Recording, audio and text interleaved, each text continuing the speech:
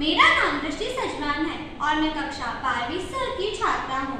मैं मेरी कहानी मेरी जुबानी में सनातन धर्म पब्लिक स्कूल का प्रतिनिधित्व कर रही हूँ। आज मैं यहाँ एक ऐसी कहानी सुनाने जा रही हूँ जो कर्नाटका के जंगल में आज भी गूंजती है।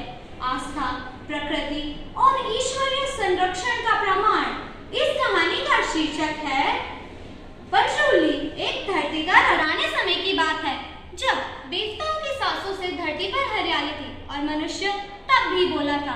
कैलाश पर्वत की गोद में माता पार्वती ध्यान में लीन थी।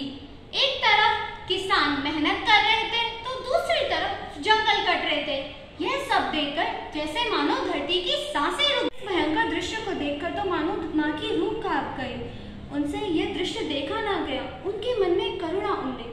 उन्होंने अपनी हथेली पे मिट्टी उठाई, उसे अपने आंसुओं से सींचा और धीरे से कहा, मेरे शिशु, तू जन्म ले, तू इस धरती का रक्षण। मिट्टी से एक छोटा सा शुक्र निकला, निर्दोष, प्यारा, भोला और थोड़ा जंगली भी। माँ ने उसका नाम पंचरूली रखा। वह माँ के संग हंसता, खेलता, बढ़ता। अभी तो धीरे धीरे जैसे जैसे उसकी उम्र बढ़ने लगी, उसका जंगली स्वरूप भी बाहर आने लगा। एक बार की बात है, माँ के प्रिय केले के वन में से वे सारे केले उजाड़ लाया। माँ का मन दुखी तो हुआ, परंतु उसके प्रेम ने मानो माँ को अंधा कर दिया। यह देखकर महादेव शिव प्रकट हुए। उन्हें इसे देखकर बहुत क्रोध आया। उन्होंने अपने एक हाथ से त्रिशूल निकाला और उसे उसी समय मार दिया। शिशु का मृत शरीर देखकर तो मानो माँ का हृदय ही कांप उठा। उनकी आंखों में से अश्रु की धाराएं बहने लगी। और बस वही वक्त था जब उन्होंने अपने स्वामी से कहा, इसमें उसका दोष नहीं, मेरा दोष है।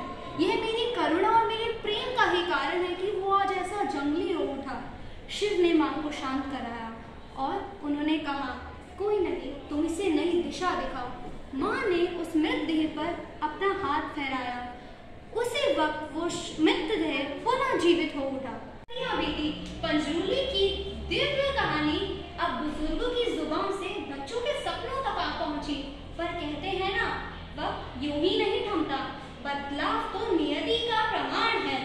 अब शासन हुआ राजा रविभंगा का, जिन्होंने अपने शासनकाल में इतना आतंक मचा दिया था कि स्वयं पंचरूली को ही आना पड़ा। एक बार की बात है, वह आमतौर पर जंगलों के शिकार के लिए निकले अपने घोड़ों के साथ। हवा एकदम सुनसान हो बैठी, मानो धरती ने अपनी सांस ही थाम ली। यह देखकर तो जैसे राजा के मन में एक लालसा सी उत्पन्न हो गई। लालसा उस पंचरूली की वापस से हत्या करने की। राजा ने अपना तीर छोड़ा, अभी तो वह तीर चला नहीं, वह धरती में समा गया। यह देखकर राजा डर उठा। उसने अपने सर पे से मुकुट उठाया और सीधा धरती पर गाड़ दिया। यह देखकर आवाज आई उस दैविक आत्मा की, उस पंचरूली की, जो एक पल शिव ने दक्षिण भारत में भेजा था ताकि वह धरती की रक्षा कर सके। पंचरूली